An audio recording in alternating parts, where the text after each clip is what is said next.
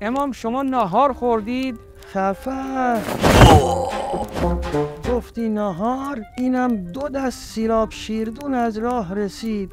امام دیدی بالاخره دخلم آوردن؟ 1 بار جستی ملحک، 2 بار جستی ملحک، لکن آخر ترکیدی گنده بک. امام من هنوز آرزو داشتم، اعداما نصف کارم موند، بعدیش چی میشه؟ لکن خیلی حری، بعدیشو وقتی اینجا آویزانت کردن میفهمین. شما ناهار خوردید؟